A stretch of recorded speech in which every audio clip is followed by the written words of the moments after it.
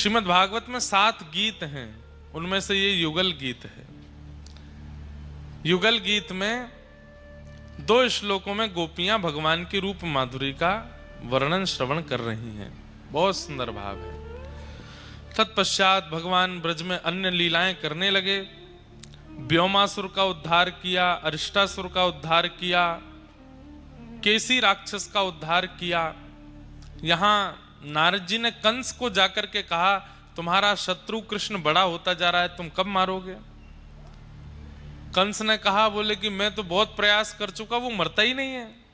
पूतना भेजी, अरिष्टासुर भेजा, व्योमासुर भेजा, केसी भेजा, इतने राक्षस भेजे, लेकिन वो मरता ही नहीं है।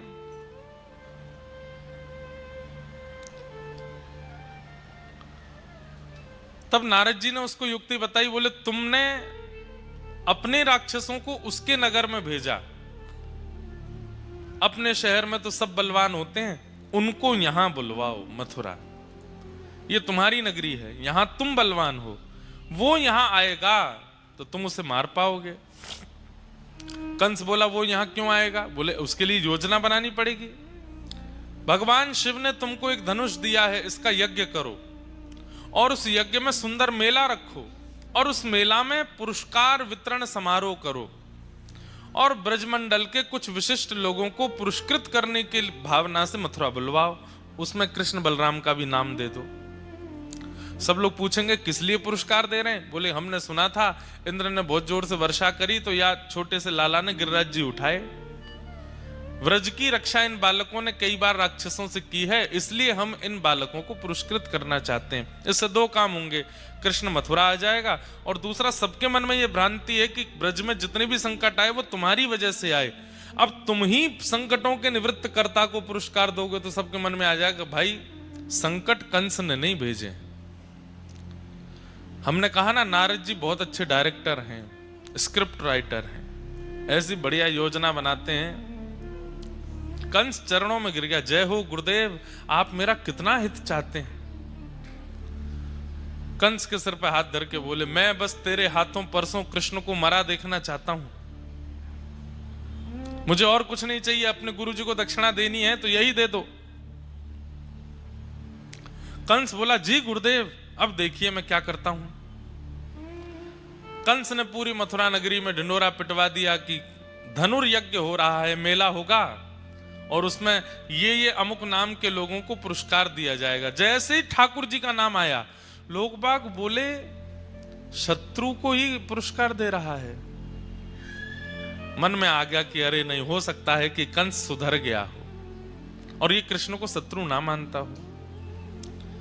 यहां कंस को पट्टी पढ़ा करके श्री नारद जी महाराज सीधे पहुंचे वृंदावन। ठाकुर जी गैया चरा रहे थे। दूर नारद जी को देख करके ठाकुर जी तुरंत एकांत में गए, कहे नारद कैसे आए? भगवान 11 वर्ष हो गए, आप तो ब्रजमंडल में ऐसे लीन हो गए हो कि आगे की लीलाएं कैसे करनी है, क्या करना है, सब भूल भाल गए हो। कब मारेंगे कंस को? इस दुष्ट का वध कब करेंगे आप? भगवान मंद मंद मुस्का के बोले, वहां क्या बोल के आए हो? सब पता है हमें, पूरी योजना बनवा के आए हो हमारी। नारद जी बोले, मुझे कुछ नहीं पता, परसों आपके हाथों कंस को मरा देखना चाहता हूं। भगवान बोले, बहुत बढ़िया नारद, सब जगह ऐसी योजना बनाते हो। पर ठाकुर जी थोड़े से मायूस हो गए। नारद जी बोले, क्या हुआ भगवान, आप इतने चिंतित क्यों लग रहे हैं? ठाकुर जी कह रहे हैं, नारद मैं ब्रजवासियों को छोड़ करके कैसे जाऊंगा? ये ब्रजवासी मेरे प्राण बन गए हैं। ब्रजवासी वल्लभ सदा मेरे जीवन प्राण, इनको नाही बिसारे हो मोहे नंद बाबा की याद। ये मेरे प्राण हैं। नारद मैं कैसे जाऊंगा यशोदा मैया से दूर, नंद बाबा से दूर? ये मधुमंगल श्रीदामा तन सुखा मन सुखा धन सुखा मेरे सखा, मेरी गैया, इन लोगों के लिए भोजन प्रधान नहीं है, इन लोगों के लिए सोना प्रधान नहीं है, इन लोगों के लिए जलपान प्रधान नहीं है, इनकी एक ही प्रधानता है कृष्ण। बस हमें ठाकुर जी दिखते रहे। मैं गौशाला जाऊं तो गैया चारा खाती हैं, मैं ब्रजवासियों को दिखूं तो ब्रजवासियों के घर प्रसाद बनता है, मैं दिखूं तो ही सोते हैं, मैं दिखूं तो ही चलते हैं। इनका प्राण मैं हूं और मेरे प्राण ये हैं, मैं इनसे दूर कैसे जाऊं? नारद जी बोले, भगवान ये आसक्ति जैसी, मोह जैसी वार्ता आपके मुख से सुनने में अच्छा नहीं लग रहा है। अरे केवल मथुरा नहीं जाना है आपको, केवल कंस को नहीं मारना है, बहुत काम है। देवकी को कारागृह से मुक्त करना है, 11 वर्ष से वो मैया आपकी प्रतीक्षा कर रही है, आपकी जन्मदात्री मां। आप वचन दे के आए थे कि मैं आऊंगा लौट के, उनको मुक्त करना है। जरासंध का वध करना है, कालनेमी का वध करना है, नवीन नगरी द्वारिका का स्थापन करना है। परांबा जगदंबा लक्ष्मी साक्षात रुक्मणी रूप में प्रकट होंगी, उनसे विवाह करना है। वेद की ऋचाएं 16,000 मंत्र आपकी पत्नी बनकर के आने को तैयार हैं, उनसे विवाह करना है। भौमासुर का वध करना है, महाभारत का युद्ध कराना है और पूरे विश्व को गीता जैसा ज्ञान प्रदान करना है। सब निश्चित था ठाकुर जी पहले से, ये सब आपको करना है। आप यहां धर्म स्थापन के लिए आए हैं और ये मैं क्या देख रहा हूं, इन ब्रजवासियों से मोह हो गया आपको। नारद जी ने ये तक कह दिया, पहले ब्रह्मा जी को शक हुआ था कि आप भगवान हो कि नहीं, फिर इंद्र को शक हुआ कि आप भगवान हो कि नहीं, आज ठाकुर जी मुझे भी शक हो रहा है, आप सच में परमात्मा हो ना? क्योंकि परमात्मा ऐसा तो नहीं होता।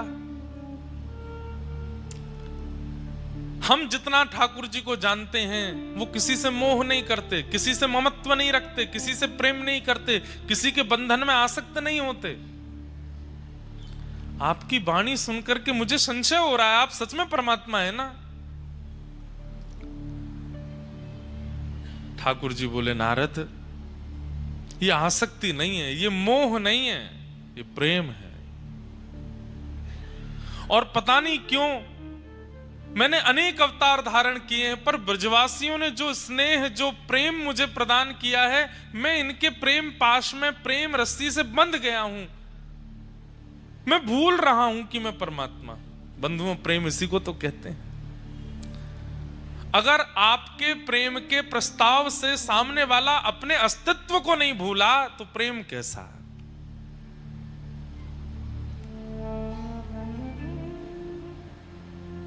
प्रेम तो उसी को कहते हैं जहां पर व्यक्ति अपने अस्तित्व को भूल जाए। प्रेम उसी को कहते हैं जहां व्यक्ति अपने आप को भूल जाए, आपके प्रति पूर्ण समर्पित हो जाए। और ठाकुर जी के साथ वो ब्रजवासियों ने कर दिखाया कि भगवान ये तक भूल गए कि मैं परमात्मा हूं। ठाकुर जी बोले, नारद एक काम नहीं हो सकता। बोले क्या? तुम शंकर जी को बोल दो कि सृष्टि वो संभाल लें, ब्रह्मा जी को कह दो कि मेरी पदवी पर वो बैठ जाएं, मुझे ग्वारिया बनने में सुख है, मैं ब्रज में यहीं रह जाऊं, इन ब्रजवासियों के बीच में ही गैया चराऊं, मधुमंगल श्रीदामा के संग डोलूं, नंदरानी यशोदा की गोद में खेलूं, किशोरी जी के संग रास विहार करूं। मुझे अब ब्रह्मांड संभालने की इच्छा नहीं हो रही है। मुझे वैकुंठ से भी प्रिय, मुझे स्वर्ग से भी प्रिय ये ब्रज लगने लगा है।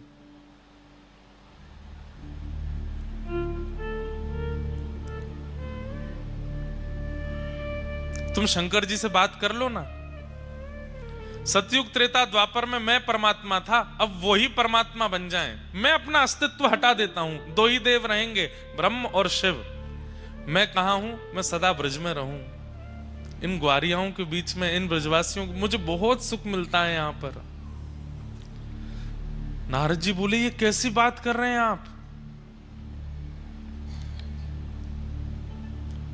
प्रेम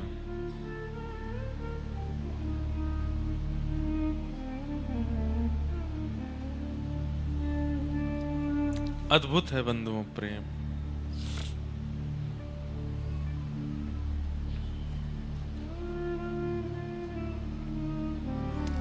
भगवान नारद जी अपनी सौगंध देते हैं ठाकुर जी को कि ठाकुर जी आपको जाना पड़ेगा ब्रज से।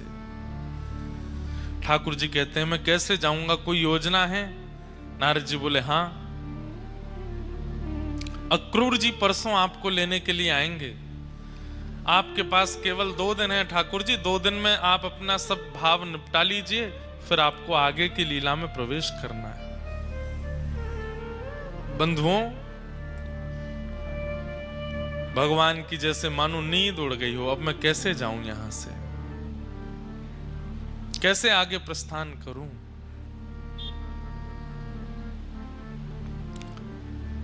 अक्रूर जी को कंस ने भेजा है वृंदावन, जाओ कृष्ण बलराम को निमंत्रण देकर के आओ, धनुर्यज्ञ में पुरस्कार देना है। वे लोग मथुरा पधारे। अक्रूर जी महाराज व्रज आए, सब ब्रजवासियों की भीड़ लग गई नंद भवन में कि भाई कंस का दूत क्यों आया। और जैसे ही पत्र पढ़कर के सुनाया कि धनुर्यज्ञ में कृष्ण बलराम को पुरस्कार देने के लिए महाराज कंस ने मथुरा बुलाया है, तो कहीं पुरस्कार देने का खबर समाचार सुने तो सब नाचने लगते हैं, गाने लगते हैं, आनंदित हो जाते हैं, पर वृंदावन में सुन्न सन्नाटा, कोई प्रसन्न नहीं हुआ। अक्रूर जी महाराज बोले मैंने समाचार सुनाया कि कृष्ण बलराम को पुरस्कृत करने के लिए मथुरा बुलाया, आप लोग शांत क्यों हैं? ब्रजवासी बोले कितने दिन के काजे कन्हैया जावेगो मथुरा? बोले बस आज रात्रि निकलेंगे, आज शाम तक निकलेंगे, कल वहां रुकेंगे, परसों आ जाएंगे। ये सुनकर के ब्रजवासियों में कई तो मूर्छित होकर गिर पड़े कि हम इतनी देर बिना कृष्ण को देखे कैसे रहेंगे। ब्रजवासियों की स्थिति देखकर के ठाकुर जी घबरा गए। बोले इन्हें कैसे बताऊं कि मैं तो हमेशा के लिए जाने वाला हूं, ये एक दिन के लिए जा रहा हूं। ये खबर सुनकर के मूर्छित हो करके गिर रहे हैं, बेहोश हो रहे हैं, व्याकुल हो रहे हैं, रो रहे हैं। इन्हें कहीं से अगर पता चल गया कि मैं आने वाला ही नहीं हूं, क्या होगा? यशोदा मैया बोली हमें ना भेजनो अपनो लाला, कंस से कह दो पुरस्कार यहीं घर भिजवा देगो, हमारो लाला कहीं नहीं जावेगो। और सब ब्रजवासी यशोदा मैया के पक्ष में आ गए, हाँ हमारो लाला नहीं जावेगो, बिल्कुल नहीं जावेगो। ठाकुर जी ने मन में विचार किया मुझे ही कुछ करना पड़ेगा, नहीं तो ये ब्रजवासी तो नहीं जाने देंगे। ठाकुर जी ने नाटक किया रोने का और बैठ गए बीच में आकर के और यशोदा मैया से बोले मैया तू तो चाहवे ही ना है कि मैं बड़ो बनूं। अरे 24 घंटा इन गैयान ने चरातो रहूं, गोबर में लिपो रहूं, धूल में सनो रहूं और इन ब्रजवासीन के यहाँ बस घूमता रहूं, बस यही में मेरो पूरा जीवन निकल जाएगा। अरे सबके बालक आगे बढ़े, सबके बालक ऊपर जामे, सबके बालकन को श्रेष्ठता प्राप्त होवे, तेरे लाला को पहली बार कोई पुरस्कार देवनो चाहे और तू मना कर रही है। हाँ मैं तो केवल यही मारे हूं ना, कालिया नाग आ गयो वाकू भगाया, तृणावर्त आ गयो वाकू मार दे, सक्टासुर आ गयो वाकू वध कर दे, ब्रजवासीन की रक्षा के लिए गिरिराज जी उठा ले। और आज पहली बार कोई ने पुरस्कार देवे को मन बनाया तो आप सब लोग मना कर रहे हो। ठाकुर जी ये बात मन से नहीं बोल रहे हैं। ब्रजवासी सब शांत हो गए कि कन्हैया को कहीं ऐसा तो नहीं लग रहा कि हम उससे प्रेम नहीं करते, इसलिए हम उसको पुरस्कार लेने से मना कर रहे हैं। यशोदा मैया बोली नहीं लाला हम यहाँ हमारे मना ना कर रहे, तू जाने तो है कंस कितना दुष्ट है। अरे तो वाको बुद्धि परिवर्तित है गई, अब पुरस्कार देवे बुला रहा हूं, मैं क्यों नहीं जाऊं मथुरा? और 2 दिन की तो बात है, मैं परसों आ जाऊंगा ना। दाऊ दादा कन्हैया की ओर देख रहे हैं, बोले कि कन्हैया झूठ तो मत बोले, ये परसों की बात मत कह, तू बस जावे की बात कह।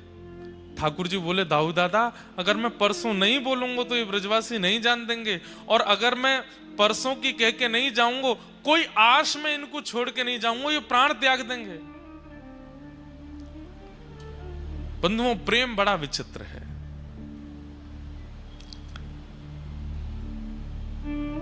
प्रतीक्षा प्रेम का एक स्वरूप है और ब्रजवासियों जितनी प्रतीक्षा पूरे विश्व में किसी ने नहीं की।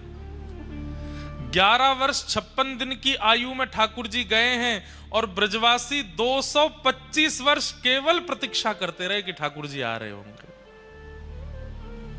अब हमारो लाला आवेगो। हर दिन ब्रजवासी कहते परसों की कह के गयो, परसों तो कब की बरसन की निकल गई।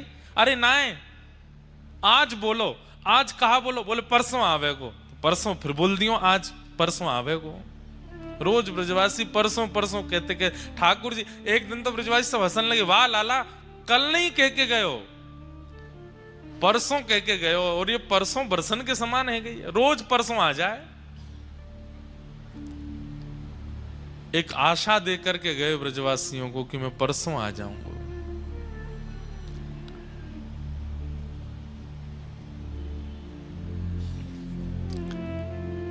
आज कोई ब्रज में सोया नहीं है। नंद भवन के बाहर सब लोग केवल मुख्य द्वार को देख रहे हैं, और रात में जिसको जैसा मंत्र आता है, जैसी विधि आती है, जैसे श्लोक आते हैं, जो नाम आता है उसी को जपने बैठ गए। कोई पूछे क्यों जप रहे हो, कन्हैया जानो रुक जाए। अब नहीं नहीं, कन्हैया को नहीं रोक सकते, वाकु रोकेंगे तो वाकु यूं लगे कि हम बातें प्रेम ना करें। हम तो सूर्य नारायण से प्रार्थना कर रहे हैं कि कल उदय मत होई हो, ये रात लंबी है जाए, ये रात वर्षन की है जाए, युगन की है जाए, कि कन्हैया कभी हमें छोड़ के नहीं जावे। 4:30-5 बजे का जैसे प्रातः काल समय हुआ, धीमे धीमे सूर्य प्रकाशमान होने लगे। ब्रजवासियों की उतनी व्याकुलता बढ़ती जा रही है। बालक दौड़ दौड़ करके अपनी मैयाओं की गोद से लिपट रहे हैं। वो पूछ रहे हैं, मैया कन्हैया चलो जाएगो, कन्हैया कब आवेगो? अरे परसों आ जाएगो। रात में यशोदा मैया के अंक में भर के ठाकुर जी सोते हैं। अंक में भर के मतलब मैया की छाती पे तो मुख रखते हैं, मैया के पेट के ऊपर कटी भाग के रूप में अपना चरण रखते हैं, और ठाकुर जी ऐसे लिपट करके मैया से सोते हैं रोज। आज ठाकुर जी सो नहीं रहे रात को, और लंबी लंबी सांस ले रहे हैं। क्यों? यशोदा मैया की अंग की सुगंधी को अपने भीतर धारण कर रहे हैं कि पतो ना अब ये सुगंधी मुंह को कब मिलेगी। जिन यशोदा मैया का अंक वैकुंठ के शयन सैया से भी ज्यादा मधुर सुख देता है ठाकुर जी को सोने में, आज मैया के द्वारा की गई बचपन से अब तक की संपूर्ण लीला ठाकुर जी के चित्त में घूम रही है। मैया के सामने बहानों कर रहे हैं कि सो गए, लेकिन वास्तव में मैया के अंग अंग को स्पर्श करके ठाकुर जी उसकी स्मृति अपने अंदर ले रहे हैं कि मैया मैं कैसे बताऊं कि कल मैं चलो जाऊंगा। यशोदा मैया भी सो नहीं पा रही है, बार बार लाला को सिर सूंघे, लाला के सिर को अपने ओष्ठ से स्पर्श करे। मेरो लाला परसों आ जाएगो? हाँ मैया आ जाऊंगो। मां मथुरा में कोई तो बात मत करियो, और मैं तोकू काजर लगाए के भेजूंगी, कोई की नजर ना लग जाए, मथुरा की गोपीजन कैसे देखेंगे मेरे लाला है। हाँ मैया तू कर दियो। लाला मैं तोकू भोजन रख दूंगी, कोई और के हाथ को बनो वह मत पाइयो। ठाकुर जी मन ही मन रो रहे हैं, मैया कितनों भोजन रखेगी, 225 वर्ष कहां पाऊंगा मैं।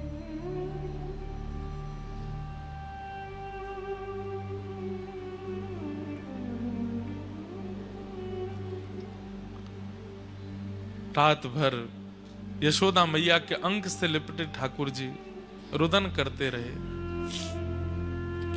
सुबह जैसे ही ठाकुर जी की निद्रा खुली,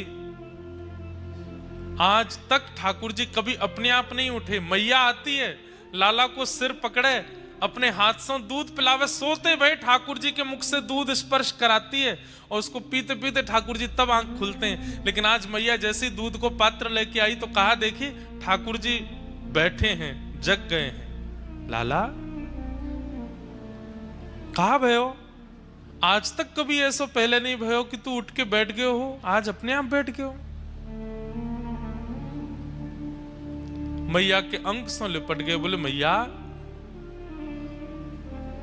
मैं परसों तक कैसे रहूंगा तेरे बिना। परसों शब्द है पर मन में बरसों आ रही है ठाकुर जी की। अरे नाय लाला, अब तू ही तो कल कह रो सबके बालक ऊपर बढ़े तो वो बढ़नो है। अब तो को लगे कि तू पुरस्कार लेके आगे बढ़ेगो तो तू जा। और मैं कहीं जा थोड़ी नहीं हूं लाला, तू आ जाएगो वापस। फिरते वही ब्रजमंडल में लीला होंगी, फिरते रोज गैया चरावे जाइयो, फिरते रोज माखन मिश्री लाला को पवाए करूंगी। बस 2 दिना की तो बात है। ठाकुर जी बहुत भावुक हो रहे हैं।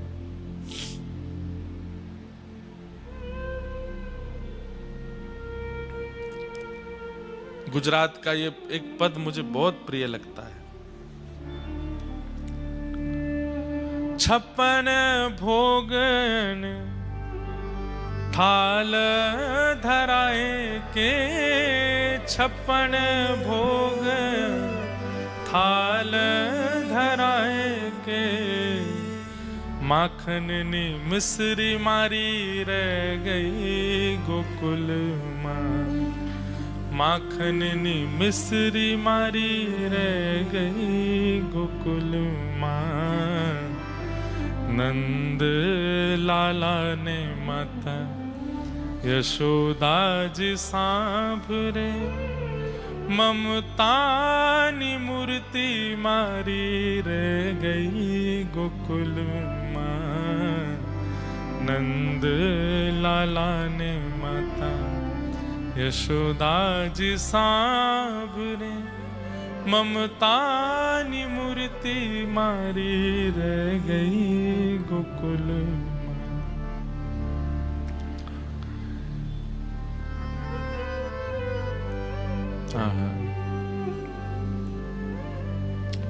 सोना रूपाना अहि वसन मजाना, सोना रूपाना अहि बसन मजाना।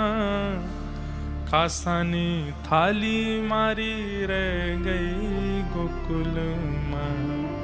कासानी थाली मारी रह गई गोकुल माँ।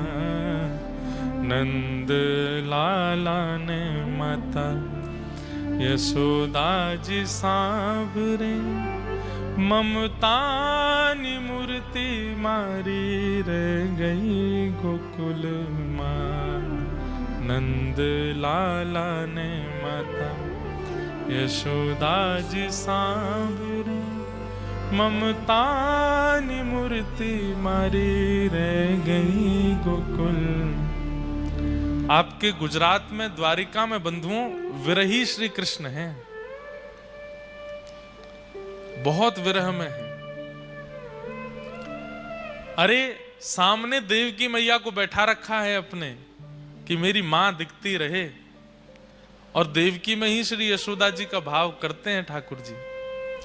आज भी द्वारिकाधीश अपनी श्रृंगार आरती में, संध्या आरती में वेणु धारण करते हैं, ब्रज को याद करते हैं, ब्रज की स्मृति करते हैं।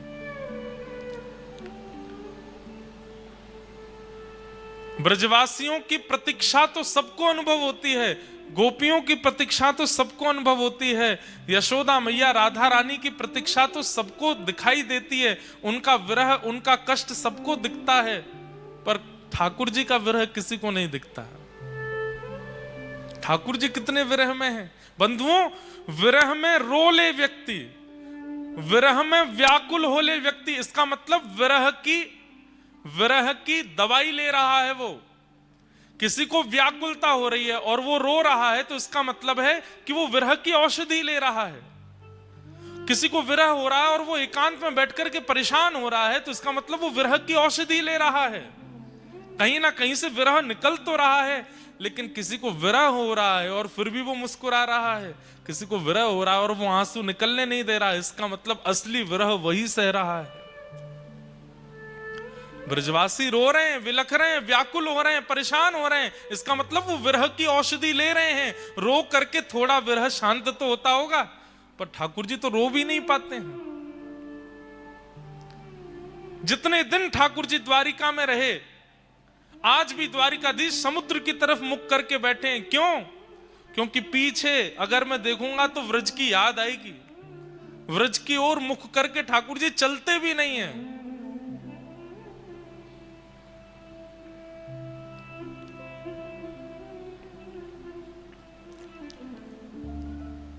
हीरा माणिक ना मुकुट धराए छे, हीरा हमारे संगीत वाले भैया शायद नहीं गा पाए, आप सबको तो याद है, आप सब गाओ, गुजराती है। हीरा माणिक ना मुकुट धराए छे, हीरा माणिक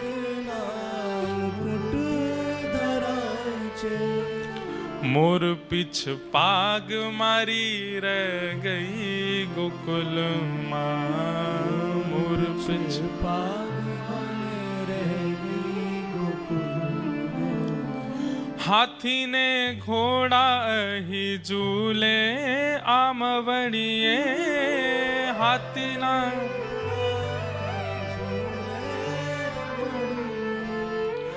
गोरी गोरी गावड़ी मारी रह गई गोकुल माँ, गोरी गोरी मारी रह गई गोकुल। नंद लाला ने माता यशोदा जी सांवरे, ममता नी मूर्ति मारी रह गई गोकुल माँ। नंद लाला ने यशोदा जी सांवरे, ममता नी मूर्ति मारे रह गई गोकुल। राधा जी ने एटल कह जो धव जी, राधा जी ने हे राधा जी ने एटल कह जो धव जी,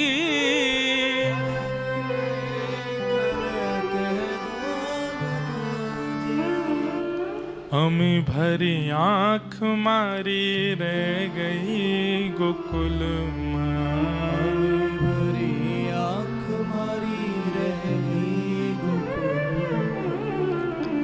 नंद लाला ने माता जसोदा जी सांवरे, ममता नी मूर्ति मारी रह गई गोकुल माँ। नंद लाला ने जसोदा जी सांवरे, ममता नी मूर्ति मारी गई गोकुल। मेरे मन में भाव आता है कि जब द्वारिका आप लोग जाते हैं, ब्रज का कोई भाव सुना के आया कीजिए ठाकुर जी को।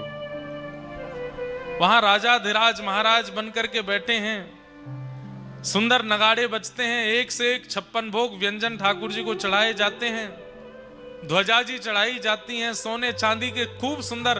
पर इनमें ठाकुर जी को सुख मिलता नहीं होगा। वो हमें दिखाने के लिए प्रसन्न होकर के कहते होंगे हम बड़े प्रसन्न हैं, पर व्रज का एक भाव सुना दिया करो। या वृंदावन या व्रज जब भी जाते हैं तो पहले घर मत आइए लौट करके, ब्रज से सीधे पहले द्वारिका जाओ और व्रज की कोई बात ठाकुर जी को बताया हो, व्रज में कैसा स्वभाव, कैसी स्थिति, कैसा व्यवहार, कैसी योजना अभी है, सब ठाकुर जी को बताओ। ठाकुर जी आपसे बड़े प्रसन्न हो जाएंगे। अरे भैया कोई न सोनो चांदी सब कछु मुंह को चढ़ाए होगो, पर मैं तो प्रसन्न हूं। क्यों? तो ब्रज की कछु बात मुंह को सुना भी आए हो। श्री उद्धव जी महाराज को ठाकुर जी ने व्रज भेजा ही इसीलिए है कि ये व्रज को अपने अंदर समाहित करके लाए, ताकि मैं जितने दिन द्वारिका में रहूं मुझे व्रज की जब जब याद आवे मैं उद्धव को अपने पास बुला लूं और ये व्रज की कोई बात मुझे सुना दिया करे। ब्रजवासियों को समझाने के लिए उद्धव जी नहीं गए, ब्रजवासियों से वार्ता करने के लिए उद्धव जी को नहीं भेजा ठाकुर जी ने। ठाकुर जी ने इसलिए उद्धव जी को भेजा कि 6 महीना में इतनी व्रज की स्मृति अपने अंदर लेकर के आ जाए कि जब हम द्वारिका की यात्रा पर रहे और द्वारिका में 125 वर्ष रहना पड़े उस समय व्रज की याद आवे, और जब जब उद्धव मेरे पास आवे व्रज की कोई बात, जब मैं ठाकुर जी जब मैं व्रज गया था ना, तो वहां पे एक गोपी ऐसे बोल रही थी, ठाकुर जी उसी बात से प्रसन्न हो जाते हैं। बस अब इससे आगे मत सुनाइए उद्धव, 2-4 दिन इसी भाव में रहने दे, 2-4 दिन बाद फिर किसी गोपी अन्य गोपी की बात बताइयो। 4-5 दिन ठाकुर जी उसी स्मृति में निकाल देते हैं, फिर जब उसकी स्मृति से आनंदित हो जाते हैं तब उद्धव को फिर बुलाते हैं, उद्धव अब कोई और बात बता। वो 6 महीने की उद्धव की वार्ताओं को ठाकुर जी वर्षों 100 वर्ष से अधिक तक सुनते रहे। व्रजवासियों का प्रेम ऊंचा है, यशोदा जी का प्रेम ऊंचा है, राधा रानी का प्रेम ऊंचा, ठाकुर जी का प्रेम कोई देखे तो सही कैसा प्रेम है। असली विरह की वेदना तो ठाकुर जी को है। जो बंधे हैं विश्व कल्याण की भावना में, और इसी बंधन के कारण अपने प्रेम के घूंट पी गए हैं, विरह में रह रहे हैं। समय हुआ, ठाकुर जी बाहर निकले, जैसे ही नंद भवन से बाहर आए ब्रजवासी सब रोने लगे, लाला हम तेरे बगैर कैसे रहेंगे।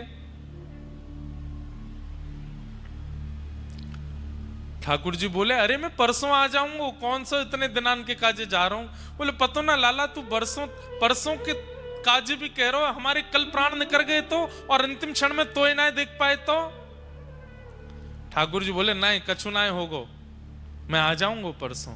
सब ब्रजवासियों से मिलते हुए अपने हृदय को बहुत भारी करते हुए ठाकुर जी रथ में आरूढ़ हुए। जैसे ही निकलने लगे, अक्रूर जी महाराज के मन में पता नहीं क्या बात आई।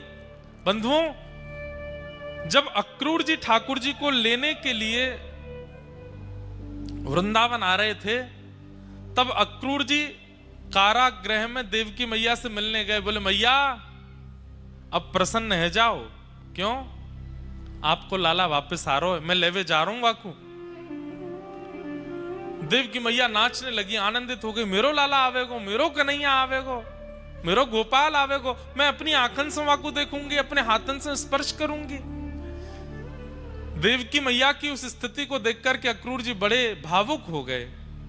जब जाने लगे तब देवकी मैया ने कही, सुनो अक्रूर इधर आओ, मेरो एक काम करोगे? बोले, कहा।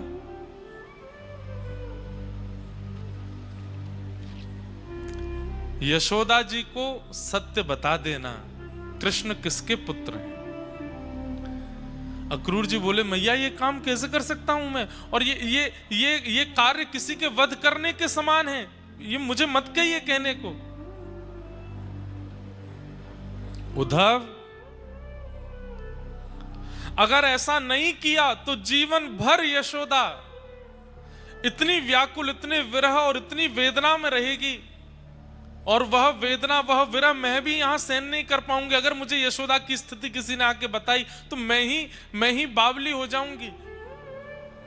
11 वर्ष 56 दिन में जब मुझे आकर के कोई यशोदा नंदन कृष्ण कहता है तो मैं अपनी वेदना समझती हूं।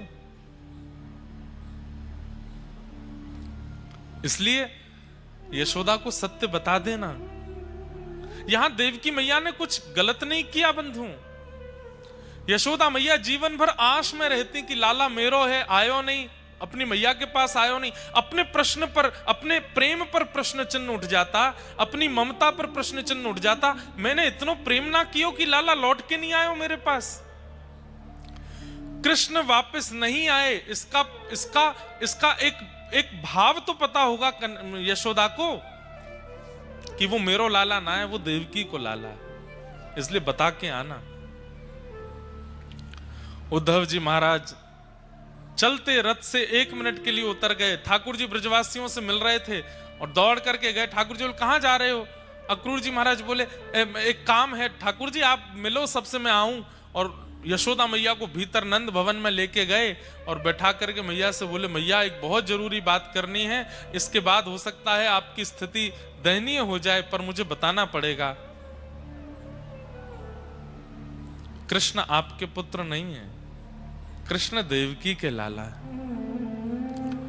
कंस से रक्षा करने के लिए 11 वर्ष 56 दिन पूर्व एक बालिका को आपने जन्म दिया था, और उस बालिका को स्थानांतरित करके श्री वसुदेव जी महाराज यहां अपने लाला को सुला गए थे, वास्तव में कृष्ण देवकी के लाला है।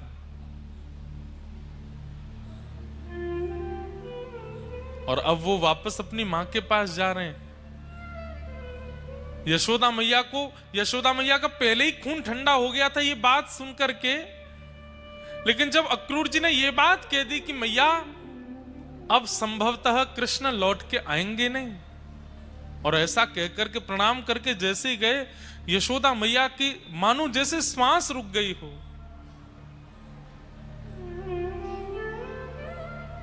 किसी को एक साथ 1000 बिच्छू डस दें, उसकी जो पीड़ा होती है वो यशोदा मैया को होने लगी। एक तो ये बता देना कि वो आपके पुत्र नहीं हैं, और उसके बाद भी ये कह देना कि वो आज अंतिम बार दिख रहे हैं, अब लौट करके नहीं आएंगे। यशोदा मैया इस विरह को सह नहीं पाई। एक बार तो वहीं मूर्छित होकर गिर पड़ी, पर तभी उन्हें अंतर आत्मा से याद आया कि कन्हैया को एक बार तो देख लूं, जा रो है मेरो लाल, मेरो कन्हैया, मेरो छोना अब जा रो है, एक बार तो वाकू देख लूं। दौड़ी है यशोदा मैया, रथ आगे की ओर बढ़ रहा है, ठाकुर जी सब ब्रजवासियों से मिल रहे हैं। ब्रजवासियों की भीड़ में यशोदा मैया चिल्ला रही है, कन्हैया लाला नेक रुक जा कन्हैया। इतने हल्ला, इतने शोर के बीच में यशोदा जी का स्वर ठाकुर जी को सुनाई दे गया। भीड़ में मैया को पुकारते देख ठाकुर जी कूद पड़े रथ से। मैया तू कहां गए हो, तू ऐसे काहे को रह रही है, और इतनी व्याकुल क्यों हो रही है, इतनी विरही क्यों हो रही है, और ये देख सबरी भीड़ आ रही है, मैया तू किनारे आ जा। बार बार अपने अंग से लगाते हैं ठाकुर जी, मैया तू काई को ऐसी है रही, अरे मैं आ जाऊंगा, तू कह दे, तू अगर कह देगी कि मैं नहीं जाऊंगा, परसों तक के लैया इतनो विरह है रोए, मैं नहीं जाऊंगा मैया, मैं कह दूंगा अक्रूर जी चले जाएंगे और दाऊ दादा जाके पुरस्कार ले आएंगे, मैं नहीं जा रहा हूं मैया, मैं तेरे पास रुक जाऊंगा। यशोदा मैया कह रही है, लाला क्यों ना कह सकूं मैं कि तू रुक जा यहीं पे।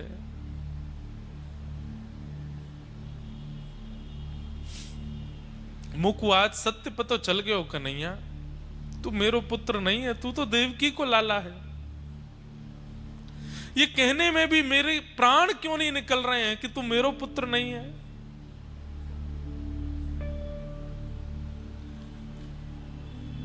ठाकुर जी स्तब्ध हो गए, अक्रूर जी को देखने लगे। अक्रूर जी हाथ जोड़ के क्षमा मांग रहे, नाथ देवकी मैया की आज्ञा थी।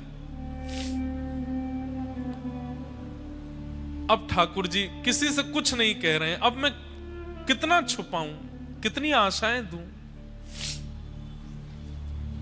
यशोदा मैया लाल जी के एक एक अंग का स्पर्श कर रही हैं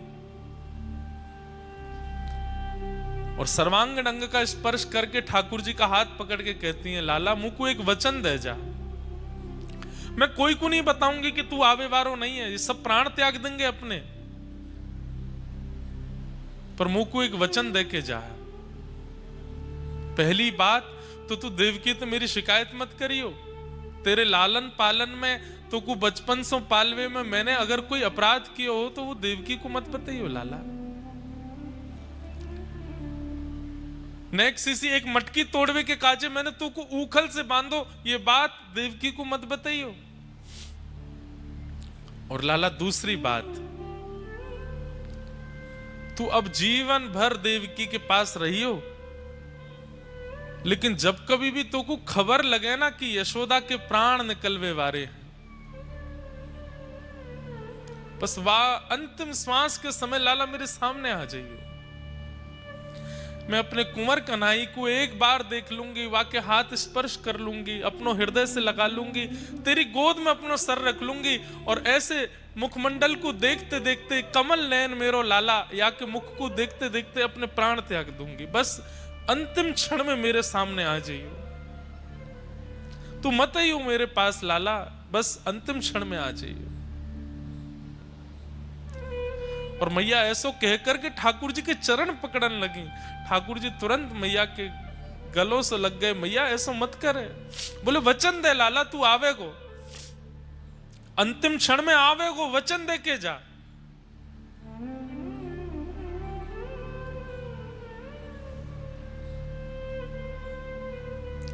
ठाकुर जी यशोदा मैया को वचन दे रहे हैं, मैया तो अंतिम क्षण नहीं, तू जब जब नेत्र बंद करेगी मैं तेरे सामने ही रहूंगा मैया, मैं कहीं नहीं जाऊंगा। नहीं, तू अब बीच में नहीं आवेगो, तू को मेरी सौगंध है, अब तू मत ही हो, लौट के देवकी के पास जा, बस अंतिम क्षण में आ जाइयो।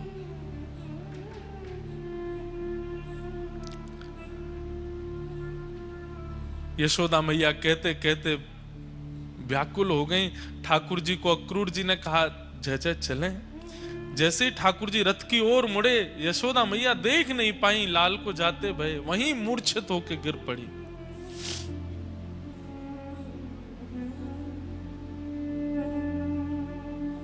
ब्रजवासियों को ये सब सत्य नहीं पता है यशोदा मैया का।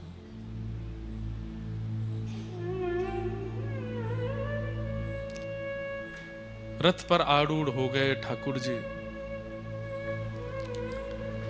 ब्रजवासी सब देखते रहे रथ की ओर, और श्री कृष्ण मथुरा को प्रस्थान कर गए। मथुरा जाकर के ठाकुर जी ने अनेक उद्धार किए, कंस का वध किया, देवकी मैया को मुक्त किया, और तुरंत ठाकुर जी ने आज्ञा मांगी कि अब मैं विद्यालय अध्ययन करवे के काजे जानो चाहूं। और बस उग्रसेन नाना को राज्य गद्दी पर बैठा के ठाकुर जी एक रात्रि से ज्यादा मथुरा रुके नहीं, तुरंत अवंतिका उज्जैन चले गए पढ़ने के लिए। सांदीपनि उपाध्याय जी के यहां जाकर के ठाकुर जी ने अपना स्वाध्याय किया।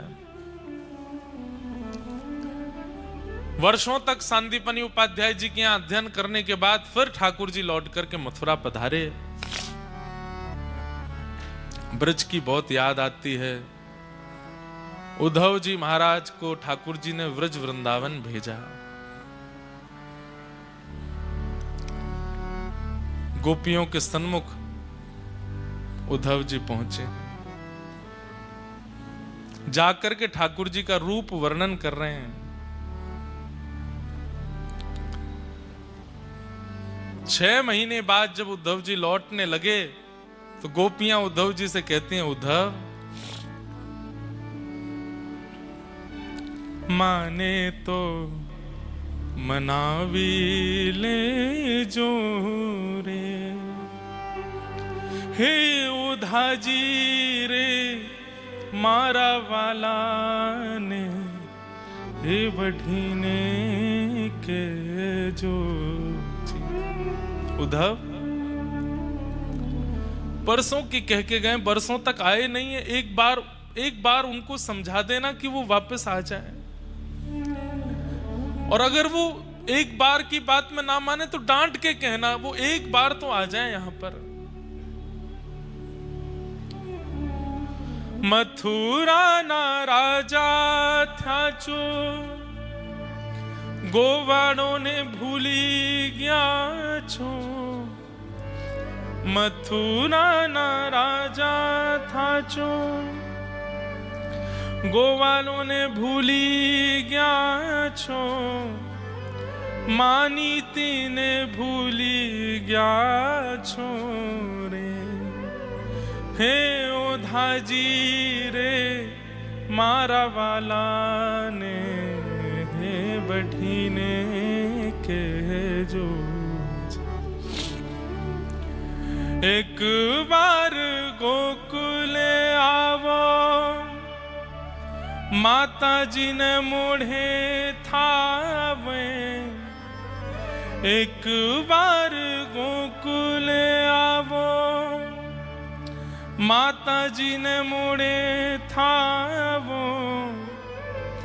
गायों ने हम भारी जायो रे, हे ओधा जी ने मारा वाला ने, हे बढ़ीने के जो।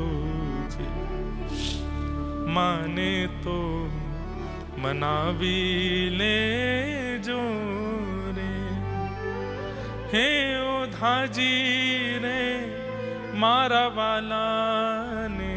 एक बार आ जाए गोकुल, केवल मैया का मुख देख जाएं, अपना मुख दिखा जाएं, अपनी गैया जो पूरे दिन मथुरा की ओर देखती रहती हैं, एक बार इनको चरा जाएं, फिर चले जाएं। एक बार आके चले जाएं, एक बार कह दो ना उनसे।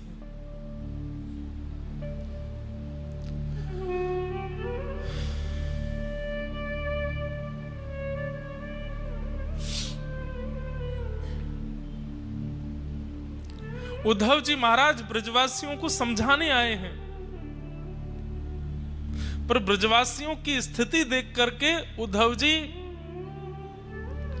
6 महीना निकल गए। 6 महीना बाद लौट करके गए, ठाकुर जी के चरणों में प्रणाम करके कहते हैं, छोड़ दीजिए ब्रह्मांड को, छोड़ दीजिए सृष्टि की रचना को, छोड़ दीजिए लोक कल्याण को, आप वृंदावन चलिए।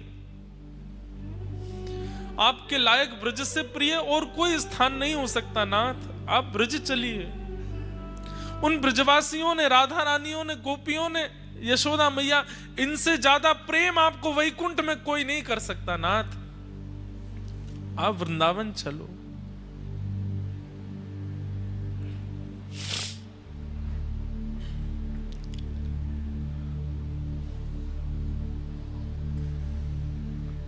प्रेम की स्थिति तो ठाकुर जी अनुभव कर रहे हैं।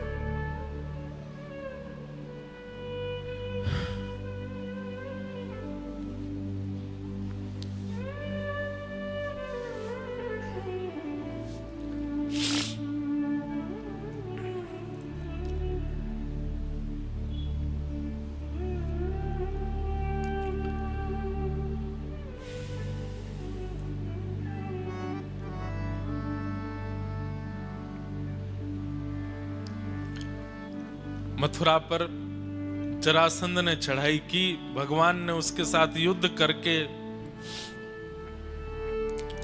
17 बार हरा दिया। 18वीं बार जब ब्राह्मणों की सेना लेकर के आया, या कुछ लोग कहते हैं ब्राह्मणों की सेना लाया, कुछ लोग कहते हैं ब्राह्मणों को अनुष्ठान पर बैठा के आया कि मैं जीत जाऊं, कृष्ण हार जाएं।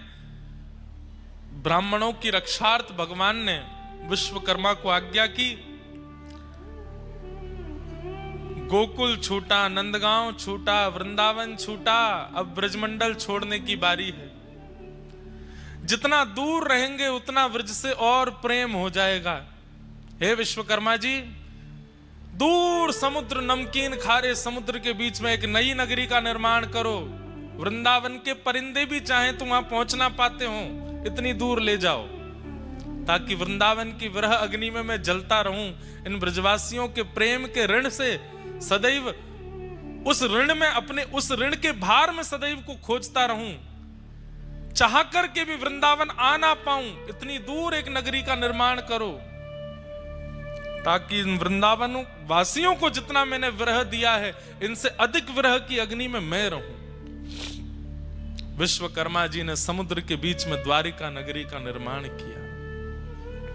कोसों दूर पक्षी भी अगर चाहें तो 10 दिन लगेंगे उड़ करके वृंदावन से द्वारिका आने में। इतनी दूर मथुरा से, व्रज से ठाकुर जी ने नगरी बनाई। रणभूमि में पहुंचे, दाऊ दादा का हाथ पकड़ा, बोले दाऊ दादा प्रणाम कर लें आप ब्रजभूमि को, अब चलना है यहां से। और प्रणाम करके व्रजभूमि को, व्रज की रज को अपने गोजा में रख के ठाकुर जी अपनी पीतांबरी में बांध करके संपूर्ण व्रज को वंदन करके, और रणभूमि में युद्ध करते करते करते हाथ पकड़ के दाऊ दादा का रण छोड़ दिया। दौड़ करके गए हैं, देख रहे हैं सब कि कहां जा रहे हैं, कहां जा रहे हैं, कहां जा रहे हैं। ये गए और वो गए, ठाकुर जी रण छोड़ करके द्वारिका प्रस्थान कर गए। बोलो रण छोड़ राय भगवान की जय। रण छोड़ करके ठाकुर जी द्वारिका आ गए। सोते हुए समस्त मथुरा वासियों को विश्वकर्मा ने रात रात में द्वारिका पहुंचा दिया। उठे सुबह तो सब ढूंढने लगे, हमारे द्वार कहां हैं, द्वार कहाँ हैं? सबके घर बदल गए, सबके आंगन बदल गए। सब ने जैसे ही अपने द्वार का द्वार खोला, हर द्वार के बाहर कृष्ण बलराम खड़े हैं। तो द्वारी द्वारी कम ब्रह्म, जहां हर द्वार पर ब्रह्म खड़े हैं उसी को द्वारिका कहते हैं। बोलो द्वारिकाधीश की जय। ब्रजवासियों, मथुरावासियों को लेकर के ठाकुर जी द्वारिका यदुवंशियों के साथ आ गए और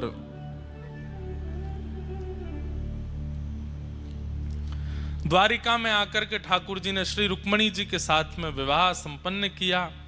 भौमासुर राजा का उद्धार करके 16,108 विवाह ठाकुर जी ने किए। 16,108 ठाकुर जी के विवाह संपन्न हुए। तत्पश्चात भगवान के अनेक लीलाएं भागवत में बताई गई। ठाकुर जी की दिनचर्या, ग्रहचर्या आदि का सबका वर्णन किया गया। बहुत कथाएं हैं द्वारिका में भी, सबको ठाकुर जी संपादित किए। भगवान के परम सखा श्री सुदामा जी का ठाकुर जी के समीप आना हुआ। सुदामा जी की एक बड़ी नवीन बात सुनने में आई कि ठाकुर जी को सुदामा इतने प्रिय क्यों लगते हैं। तो कहते हैं जब भगवान सांदीपनी गुरुकुल आ गए तो एक तो व्रज छोड़ के आए, एक रात मथुरा में रुके हैं, उसके तुरंत अगले दिन सांदीपनी गुरुकुल पढ़ने चले गए। वहां ठाकुर जी इतना रोते हैं व्रज की याद करके, व्रजवासियों की याद करके। सबको तो लगता था कि कृष्ण अपने घर को याद करते हैं, पर सुदामा जी एकमात्र ऐसे थे, ठाकुर जी के पास बैठते, ठाकुर जी का सर अपनी गोद में रख के पूछते, लाला तू काय को रोवे, कौन की याद आवे? तो ठाकुर जी कहते, मुकु यशोदा मैया की याद आवे, मुकु श्री दामा तनसुखा मनसुखा की याद आवे, मुकु गैयान की याद आवे, मुकु नंद बाबा की याद आवे। तो सबकी याद ठाकुर जी को आती। तो सुदामा जी पूछते, नंद बाबा कहा करें, कैसे कपड़ा पहने, यशोदा मैया कहा करें, कैसे कपड़ा पहने। सबकी दिनचर्या और सबके व्यवहार स्वभाव को सुदामा जी ठाकुर जी से पूछ लेते हैं।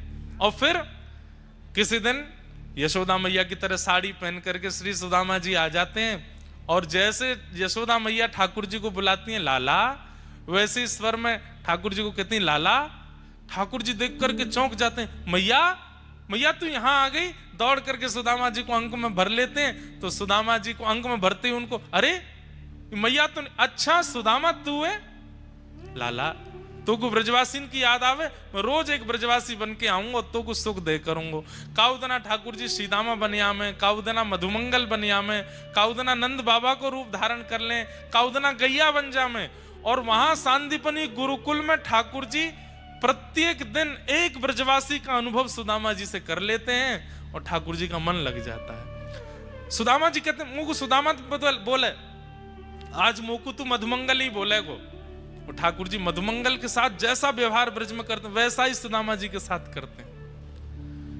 आज मुकु तू मैया ही बोले गो, तो जैसा मैया के साथ ठाकुर जी रहते हैं ना, जिद्दी, हठी, परेशान करवे वाले, वैसे ही यशोदा की तरह सुदामा जी के साथ लीला करते हैं ठाकुर जी। इसलिए सुदामा जी ठाकुर जी को प्राणों से भी प्रिय हैं, क्योंकि जितने वर्ष सांदीपनी उपाध्याय के यहाँ ठाकुर जी रहे, ठाकुर जी का मन सुदामा जी ने लगाया ब्रजवासी बन बन करके।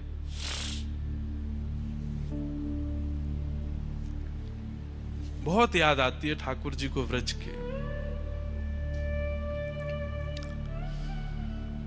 इसलिए सुदामा जी आज पधारे।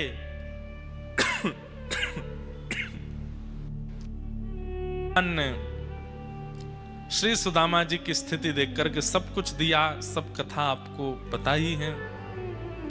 सुदामा जी पर अनुग्रह करने के पश्चात भगवान ने अपने सब यदुवंशियों को समझाया कि मैं भगवान होकर के भी तुम्हारी रक्षा नहीं कर पाऊंगा अगर तुम संतों का अपमान करोगे तो। लेकिन यदुवंशी इस बात को ध्यानपूर्वक समझते नहीं थे। ठाकुर जी आज्ञा करते थे, सत्संग किया करो, कथा सुना करो, मंदिर जाया करो। अरे भगवान के रिश्तेदार हो तो इसका मतलब कथा सुनना बंद कर दोगे? ठाकुर जी के बच्चे आदि सब यदुवंशी सोचते, ठाकुर जी तो ऐसे ही बोलते रहते हैं, भगवान हमारे पिता हैं, भगवान हमारे चाचा हैं, भगवान हमारे ताऊ जी हैं, हमको कथा सुनने की क्या आवश्यकता? सत्संग साधु संग करने की क्या आवश्यकता। और यही कारण बना, यदुवंशियों ने एक दिन संतों का अपमान किया, संतों ने शाप दे दिया। भगवान के पुत्र शांब के पेट से एक लोह पिंड ने जन्म लिया, क्योंकि उसको साड़ी पहना के ले गए थे पेट में पोटला बांध के पूछने के लिए कि इसके गर्भ में बेटा है कि बेटी।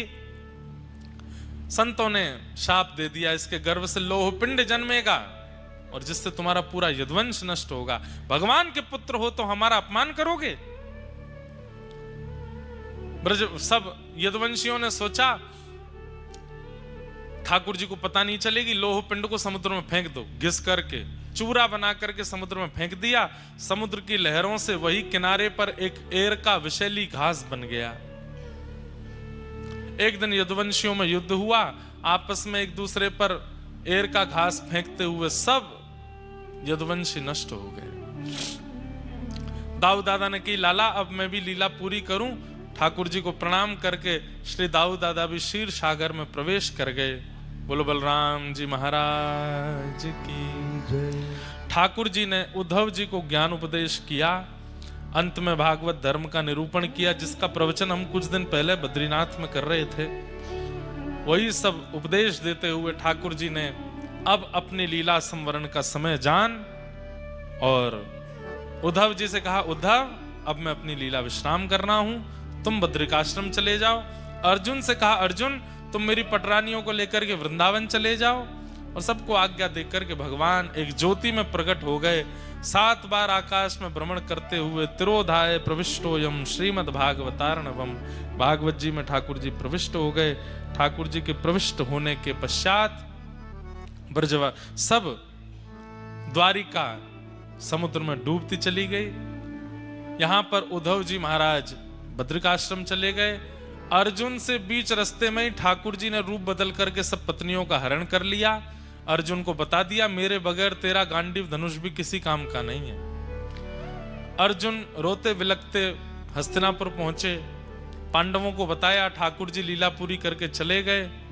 पांडवों ने उसी समय अपनी राज्य पदवी का त्याग कर दिया। परीक्षित को राज्य गद्दी पर बैठा के पांडव भी स्वर्गारोहण को चले गए। कुछ दिन बाद परीक्षित को शाप लगा।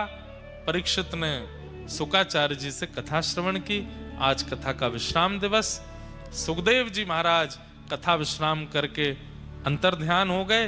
परीक्षित जी को तक्षक सर्प ने डस लिया। उनका पांच भौतिक शरीर तो जल गया, पर उनकी दिव्य आत्मा एक विमान में विराजमान होकर के भगवत धाम को प्रस्थान कर गई। इस प्रकार श्रीमद् भागवत के श्री श्रोता श्री परीक्षित जी का भगवत धाम गमन हुआ। मार्कंडे ऋषि ने प्रलय काल का दर्शन किया। आदि आदि सब कथाएं हैं, सबको प्रणाम करते हुए भागवत जी के 2 अंतिम श्लोक हैं। सब लोग मेरे साथ में 3 बार उनका उच्चारण करेंगे।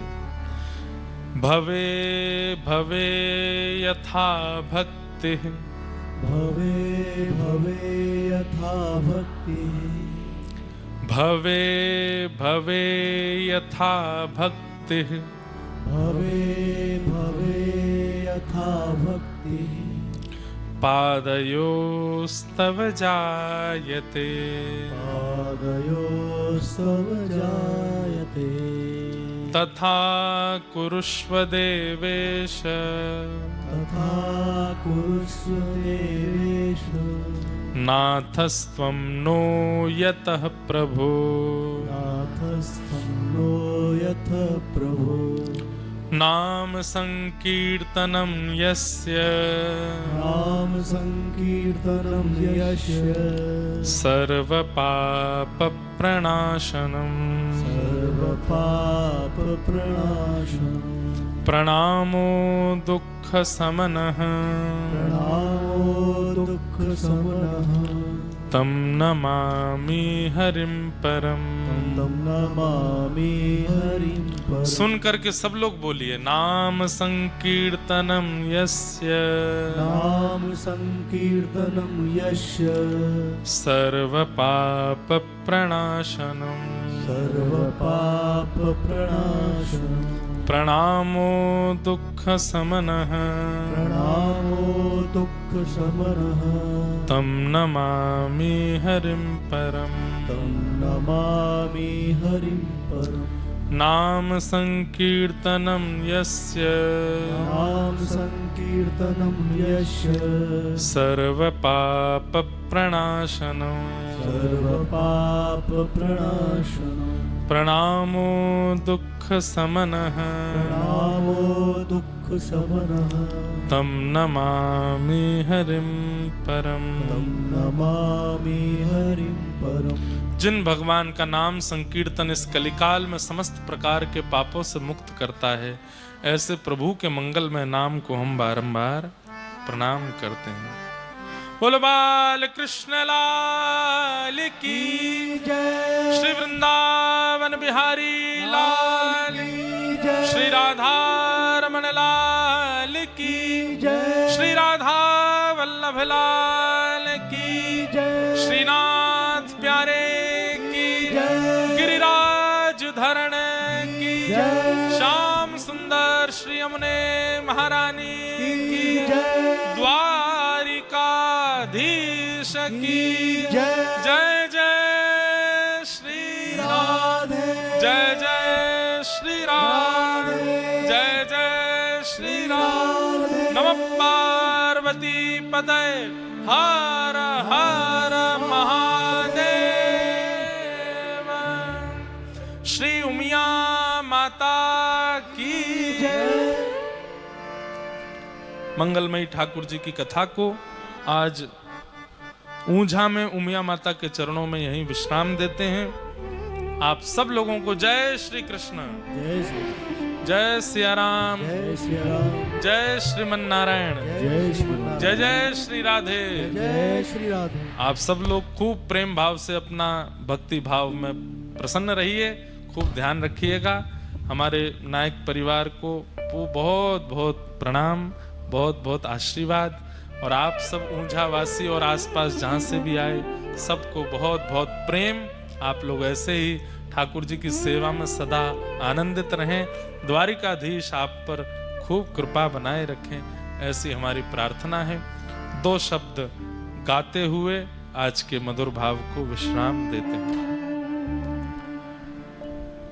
विप्रधेनु संतन के कारण रण छोड़ो ब्रजनाथ। विप्रधेनु संतन के कारण रण छोड़ो ब्रजनाथ। विप्रधेनु संतन के कारण रण छोड़ो ब्रजनाथ। विप्रधेनु संतन के कारण रण छोड़ो ब्रजनाथ। गोमती तट द्वारवती पधारे, गोमती तट द्वारवती पधारे। गोमती तट द्वारावती पधारे। गोमती तट द्वारावती पधारे। ओ कहलाए द्वारिका नाथ, वृंदावन प्यारो वृंदावन। ओ हे वृंदावन प्यारो वृंदावन। हे श्री वृंदावन मेरो वृंदावन। हे वृंदावन प्यारो वृंदावन। गोमती तट द्वारिका पधारे। गोमती तट द्वारिका पधारे। ओ कहलाए द्वारिका नाथ, वृंदावन मेरो वृंदावन। हे वृंदावन प्यारो वृंदावन। हे श्री वृंदावन मेरो वृंदावन। हे वृंदावन मेरो वृंदावन। जिनकी कृपा से यह रस प्रगट्यो वृंदावन अभिराम।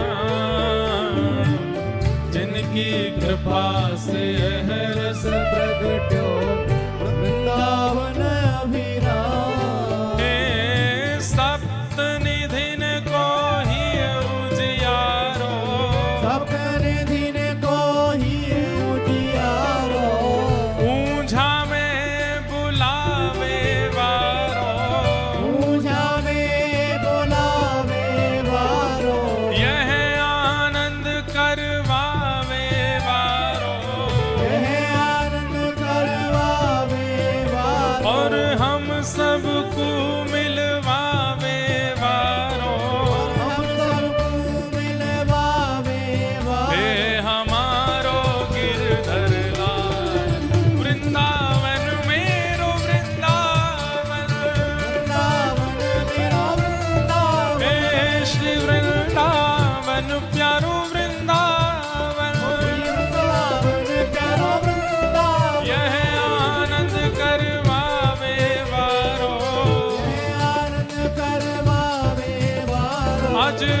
सबको मिलवावे वारो, हम सबको मिलवावे हे हमारो गिरधर लाल।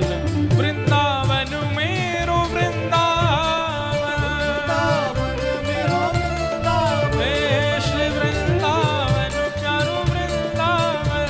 वही वृंदावन द्वारिका में कौन छे, राजारण छोड़ छे, हे द्वारिका में कौन छे, राजारण छोड़ छे, माखन नो चोर छे, राजारण छोड़ छे, व्रजनो गोपाल छे, राजारण छोड़ छे, हे